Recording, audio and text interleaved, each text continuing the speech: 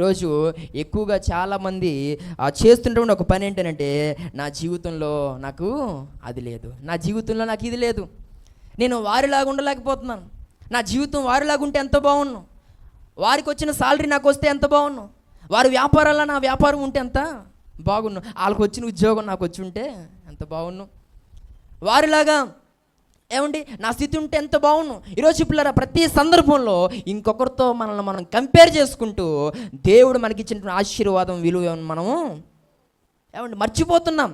దేవుడు నాకు ఇచ్చిన యొక్క ఆశీర్వాదం యొక్క విలువ ఎంత, ఈరోజు దేవుడు నాకు ఇచ్చినటువంటి ఈ ఉద్యోగం ఉందే తెలుసా, దీని యొక్క విలువ ఎంత, దేవుడు నాకు ఇచ్చినటువంటి ఈ యొక్క ఆశీర్వాదం యొక్క విలువ ఎంత. ఈరోజు కంపేర్ చేసుకుంటూ దేవుడు మనకి ఇచ్చింది తక్కువ అని భావిస్తూ పిల్లరా ఈ రోజుల్లో దేవుని స్తుతించలేని వారిగా మనము ఉన్నాం. ఈ మాటలుంటున్న ప్రియ సహోదరి సహోదరుడా, ఎప్పుడు కూడా ఏమండి మనం దేవుని స్తుతించే వారిగా మనం ఉండకపోతే జాగ్రత్త, మనము దేవుని నుండి ఏది కూడా పొందుకోలేం. దేవుని స్తోత్రం కలుగును గాక.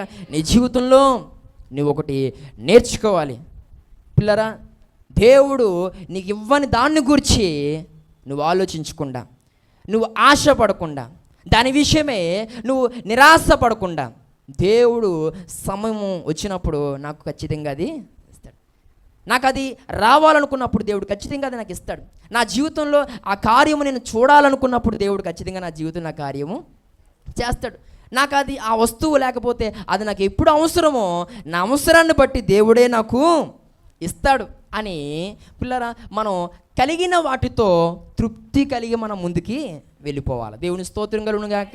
కలిగిన వాటితో పిల్లరా సంతృప్తి పడుతూ ఏమండి ప్రభువును స్తుతిస్తూ సంతోషంతో మనం ముందుకు వెళ్ళాలి, కానీ లేదు అన్న దాని గురించి మనం ఎప్పుడు కూడా ఆలోచించడానికి వీలు లేదు. దేవుని స్తోత్రం కలుగును గాక.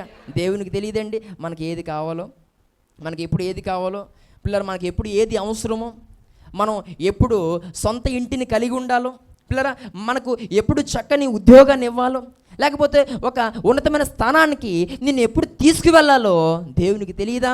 ప్రతి దానికి సమయం ఉంది. కానీ కొన్ని సందర్భాల్లో నా జీవితంలో అది జరిగిపోతే బాగుంది, ఇది జరిగిపోతే బాగున్నాను, అందరికీ పని అయిపోతుంది, నాకు ఒక్కరి దానికే పని అవుతలేదు, అందరి పరిస్థితి బాగుంది, నా స్థితి ఏంటి ఇలా ఉండిపోయింది అని చాలా సందర్భాల్లో పిల్లరా మనము కలిగిన వాటిని చూచుకుని పిల్లరా ఏదో కలగలేదంటూ, లేకపోతే దేవుడు ఏదో చేయలేదంటూ, దేవుడు నాకు ఏదో ఇవ్వట్లేదని అంటూ ఈరోజు చాలా సందర్భాల్లో ఉన్న వాటిని బట్టి ప్రభువును స్తుతించడం మర్చిపోతున్నారు చాలామంది. ఈరోజు దేవుడు నీకు చక్కటి ఆధిక్యతలను దేవుడు ఇస్తున్నాడు, చక్కటి అర్హతలను దేవుడికి ఇస్తూ ఉన్నాడు. ఒక రకంగా చెప్పాలంటే ఎవరికైనటువంటి ఆ స్థితిని దేవుడు నీకు అనుగ్రహించాడు. ప్రతిరోజు నువ్వు ప్రభువును స్తుతించేటువంటి వ్యక్తివి కాగలగాలి. దేవుని స్తోత్రం కలుగును గాక. సమూయేలు మొదటి గ్రంథము 10వ అధ్యాయము 3వ వచనాన్ని మనం చదివితే, సమూయేలు మొదటి గ్రంథము 10వ అధ్యాయము 3వ వచనాన్ని మనం చదువుకుందాం.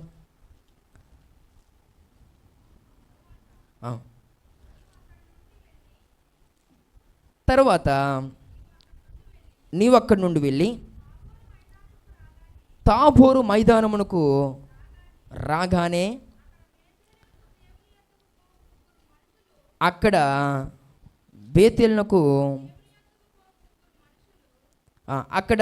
బేతేలునకు దేవుని యొద్దకు పో 3 మనుషులు నీకు ఎదురుపడుదురు. ఒకడు 3 మేకపిల్లలను, ఒకడు 3 రొట్టెలను, ఇంకొకడు ద్రాక్షరసపు తిత్తిని మోయిచు ఒత్తురు. వారు నిన్ను కుశల ప్రశ్నలు అడిగి నీకు 2 రొట్టెలు ఇత్తురు, అవి వారి చేత నీవు తీసుకొనవలెను. చాలు. దేవుని స్తోత్రం కలుగును గాక. ఇక్కడ ఒక సందర్భాన్ని మీకు జ్ఞాపకం చేయాలనుకుంటున్నాను, జాగ్రత్తగా వినండి. గతించిన దినాల్లో ఈ విషయాలు ఆల్రెడీ నేను మాట్లాడడం జరిగింది, అయినప్పుడు కూడా మరొకసారి నేను సందర్భాన్ని బట్టి నేను మరలా జ్ఞాపకం చేస్తున్నాను, వినండి. సౌలును పిల్లరా దేవుడు సమూయేలు ద్వారా అభిషేకించాడు. అభిషేకించిన తర్వాత సమూయేలు ద్వారా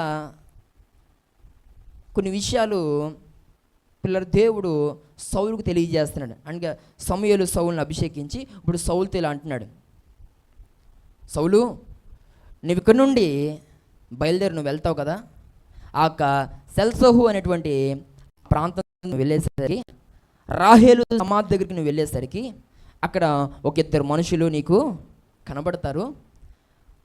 ఆ ఇద్దరు మనుషులు నీతో ఏమంటారంటే, తప్పిపోయిన మీ గార్ధబొమ్మలు దొరికేస్తాయి అని అంటారు. ఆ మాట నువ్వు విను. ఆ విన్న తర్వాత నువ్వు కొంచెం ముందుకి తాబోరు పర్వతం తాబోరు మైదానము యొద్దకు నువ్వు వెళ్ళేసరికి మరొక ముగ్గురు మనుషులు నీకు కనబడతారు. అయితే ఒక మనుషుడు 3 మేక పిల్లల్ని మోస్తూ ఉంటాడు. మరొక వ్యక్తి 3 రొట్టెల్ని పట్టుకుని ఉంటాడు. మరొక వ్యక్తి ద్రాక్షరసపు తిత్తిని మోస్తూ నీకు కనబడతారు. కనబడి వారు ముగ్గురు నీకు ఒక 2 రొట్టెల్ని ఇస్తారు. ఆ 2 రొట్టెల్ని నువ్వు తీసుకో, నా తండ్రి భాగ్యవంతుడు, నేను కీషు కుమారుణ్ణి, మా నాన్నకి ఎన్నో గాడిదలు ఉన్నాయి, ఈ 2 రొట్టెలు ఎంత ఆఫ్టర్ ఆల్ అని నువ్వు అసలు అనొద్దు, నేను భాగ్యమైనటువంటి స్థితిని కలిగి ఉన్నాను కదా అని ఎంత మాత్రం నువ్వు అనుకోవద్దు. కానీ ఆ ముగ్గురు ఇచ్చినటువంటి ఆ 2 రొట్టెల్ని నీవు తీసుకోవాలి అని పిల్లరా దేవుడు సమూయేలు ద్వారా సౌలుతో చెప్తాడు.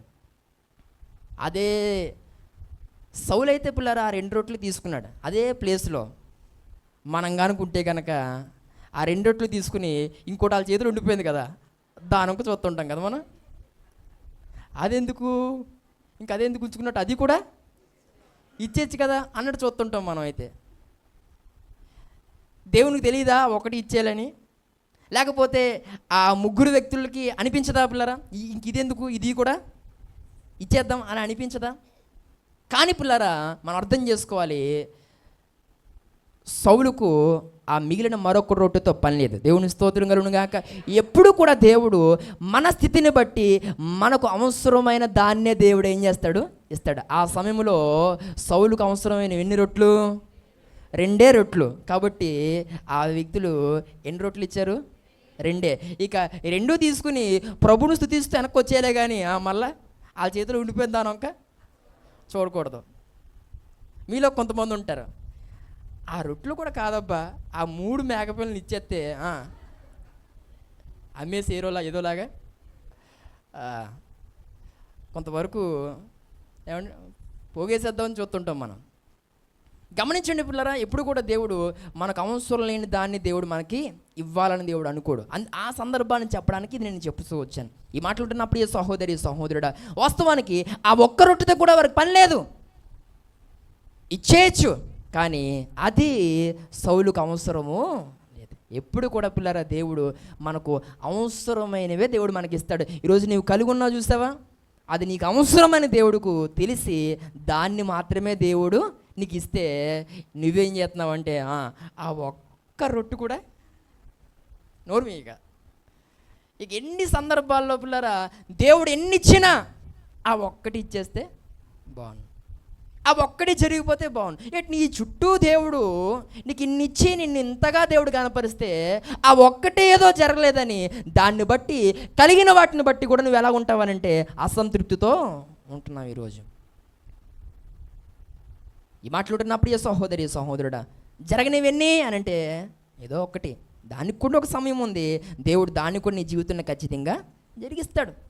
ఈ మాట్లాడుతున్న ప్రియ సహోదరి సహోదరుడు చాలామంది ఈరోజు అలానే దేవుని ఎదుట ప్రార్థన కూడా చేస్తున్నారు. ఏమనంటే, దేవా ఆ ఒక్క ఆశీర్వాదం నాకు ఇచ్చేచ్చు కదా ప్రభు, అన్ని ఇచ్చావు నాకు, కానీ అది ఒక్కటే ఎందుకు ఇవ్వట్లేదు నువ్వు? దేవుడు అంటాడు, అది నీకు ఇప్పుడప్పుడే అవసరం లేదు. నాకు అన్నీ ఇచ్చావు ప్రభా, నాకు సంతానం ఒకటి లేకుండా ఉన్నాను, అదొక్కటి చేసేచ్చు కదా, ఖచ్చితంగా దానికి కూడా సమయం ఉంది. నాకు అన్నీ ఇచ్చావు ప్రభా, కానీ ఉండడానికి చక్కని నివాస స్థలం నాకు లేదు, అదొక్కటి ఇచ్చేయచ్చు కదా. నాకు అన్నీ ఇచ్చావు, వస్తు వాహనాలు నాకు ఇవ్వచ్చు కదా ప్రభా. ఈరోజు పిల్లరా ఆ ఒక్కటి జరిగితే బాగుండు అని నువ్వు దేని విషయమైతే నువ్వు ఆశ కలిగి ఉన్నావో ఆ ఒక్కటి జరిగేటువంటి కాలము రాబోతుంది. దేవుని స్తోత్రం కలుగును గాక. ఎప్పుడు అని అంటే ఆ ఒక్కటే మరి ఎప్పుడు జరుగుతుందండి అని మీరు నన్ను అడిగితే నేను అంటాను, నువ్వు ప్రభువును సరిగా స్తుతించిన రోజున జరుగుతుంది. దేవుని స్తోత్రం కలుగును గాక.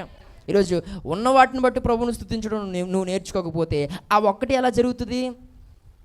ఈరోజు నీకు దేవుడిచ్చింది 2 రొట్టెలు అనుకుంటే వాటిని బట్టి ప్రభువును నువ్వు స్తుతించకుండా మిగిలిన ఒక్క రొట్టెని నువ్వు ఎలాగూ ఆశిస్తావు?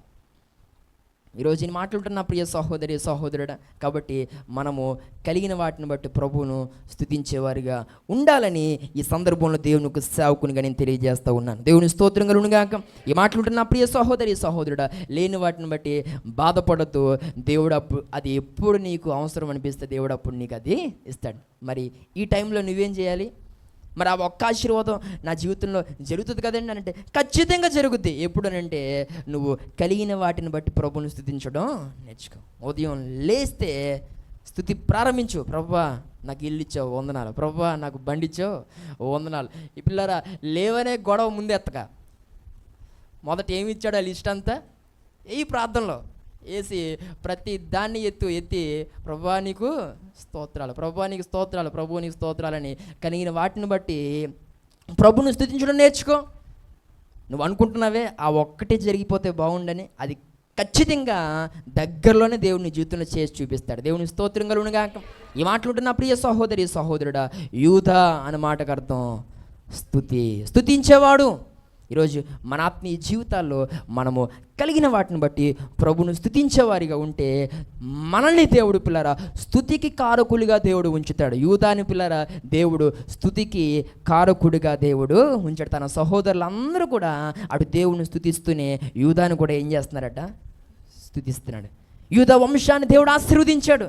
ప్రముఖుడు ఆ గోత్రములో నుండి, ఆ వంశములో నుండి వచ్చినట్లుగా పిల్లలు దేవుడు ఆ గోత్రాన్ని ఆశీర్వదించాడు.